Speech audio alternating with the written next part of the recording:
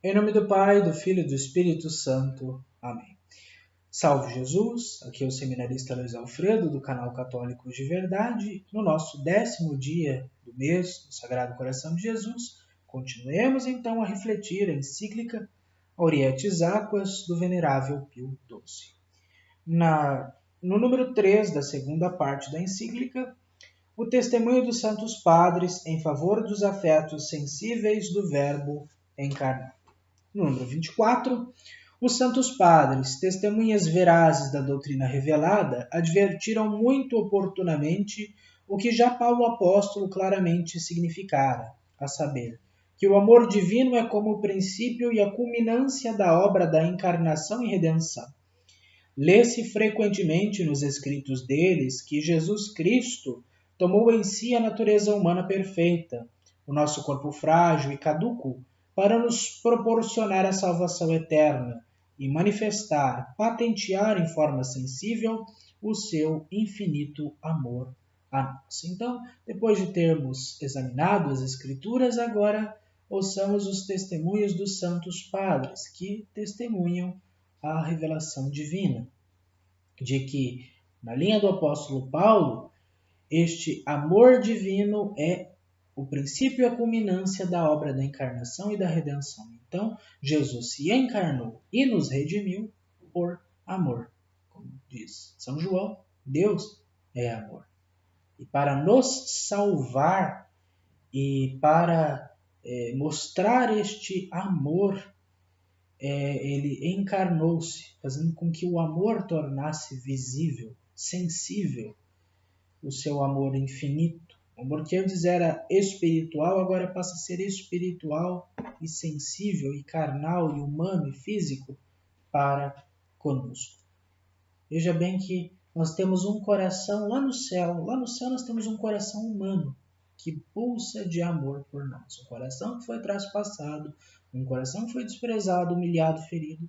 E infelizmente ainda o é por causa dos nossos pecados, das nossas traições, da nossa fraqueza, da nossa covardia, da nossa preguiça, de tantos pecados que nós cometemos contra a castidade, contra tantos outros mandamentos do amor.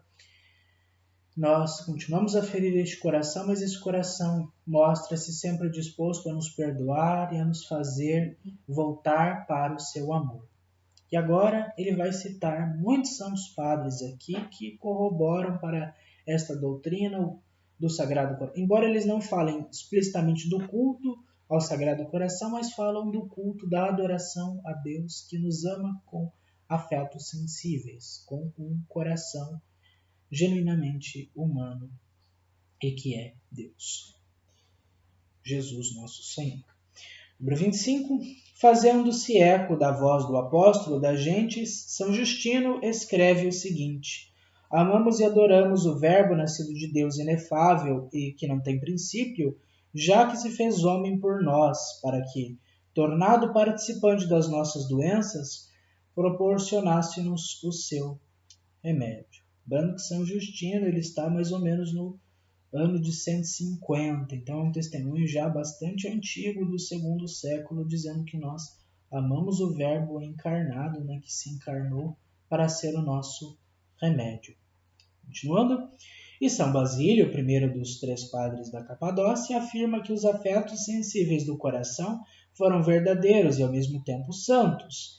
É manifesto que o Senhor possui os afetos naturais em confirmação da sua verdadeira e não fantástica encarnação. Manifesto é também que ele repeliu como indignos da divindade os afetos viciosos, que mancham a pureza da nossa vida. Então, São Basílio Magno, na linha do Concílio de Nicéia, que afirmou a divindade de Cristo, afirma também a sua humanidade, afirma também que o seu coração encarnado, assumindo os nossos sentimentos para divinizar os nossos bons sentimentos, afetos, e para purificar o nosso coração, os nossos corações dos maus afetos. Continua o texto. Igualmente, São João Crisóstomo, luminar da igreja antioquiana, confessa que as emoções sensíveis de que o Senhor deu mostra, provam irrecusavelmente haver ele possuído integralmente a nossa natureza humana. A não haver ele possuído a nossa natureza, não teria experimentado uma e mais vezes a tristeza. Então São João Crisóstomo fala, olha, a prova de que Jesus é verdadeiramente homem, né, de que ele assumiu a nossa natureza, é de que ele muitas vezes esteve triste quando estava em Jerusalém, quando o povo não compreendia, quando Lázaro morreu. Jesus de fato chora, Jesus sente tristeza, ele não é um alienígena, não é um abobado ou simplesmente um místico doido, mas ele é de fato um homem. Ele é o divino homem que sente os afetos da nossa natureza. E depois nós temos Santo Ambrósio. Entre os padres latinos merecem lembranças que hoje a Igreja venera como doutores máximos. Santo Ambrósio afirma que a união hipostática é a origem natural dos afetos e sentimentos que o Verbo de Deus encarnado experimentou. Portanto, já que ele tomou a alma, tomou as paixões da alma, pois Deus, como Deus que é, não podia perturbar-se nem morrer. Então, prova de que o Verbo encarnado assumiu a nossa natureza é de que o Deus que não podia nem sofrer nem morrer, sofreu e morreu. E justamente tendo uma alma humana ligada a um corpo humano, sendo verdadeiramente humano, também assumiu as paixões da alma. Veja que nós estamos tratando de cristologia aqui. Veja que interessante. Bom, aqui nós temos São Jerônimo, meu querido. Nessas mesmas reações, apoia São Jerônimo o principal argumento para provar que Cristo assumiu realmente a natureza humana. Nosso Senhor entristeceu-se realmente para manifestar a sua humana natureza. Então, da mesma forma que Santo Ambrósio, São Jerônimo argumenta que o fato de Jesus ter sentido-se triste realmente prova a sua natureza humana completa. Santo Agostinho, particularmente, Santo Agostinho faz notar a íntima união existente entre os sentimentos do Verbo encarnado e a finalidade da redenção humana. O Senhor revestiu-se dos afetos da fragilidade humana, do mesmo modo que aceitou a fragilidade da nossa carne e a morte desta, não por necessária coação, mas sim pelo estímulo da sua misericórdia, para assimilar a si o seu corpo, que é a Igreja, da qual ele se dignou a ser cabeça, ou seja, assimilar seus membros em seus santos e fiéis, de modo que, se por efeito das tentações humanas algum deles se entristecesse e sofresse, nem por isso pensasse estar privado do influxo da sua graça.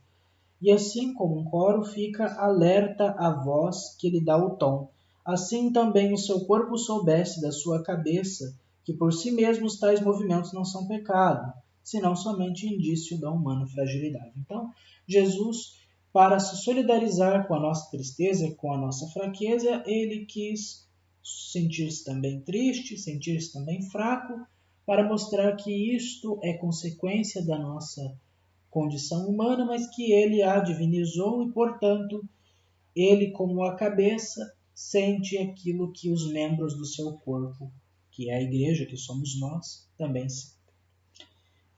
Santo Ambrósio do século IV, São Jerônimo e Santo Agostinho e São João Crisóstomo estão também nos séculos IV e V.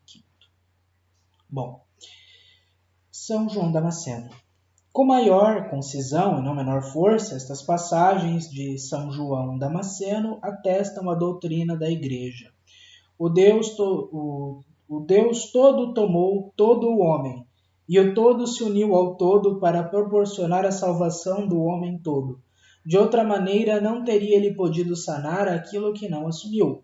Tomou, pois, tudo para santificar tudo. Então, São João Damasceno aqui fecha com chave de ouro, não apenas porque ele é considerado como um dos últimos padres do Oriente, né? Ele que é do século VII e VIII, ele mostra aqui que Deus realmente assumiu plenamente a natureza humana, a condição humana, para salvar a natureza humana. Porque aquilo que não foi assumido não é redimido. Ele tomou tudo para santificar tudo. Aquele que nos tomou, então, para nos santificar, possa nos abençoar e fazer com que permaneçamos no seu divino e sagrado coração de amor. Em nome do Pai, do Filho e do Espírito Santo. Amém. Salve Jesus!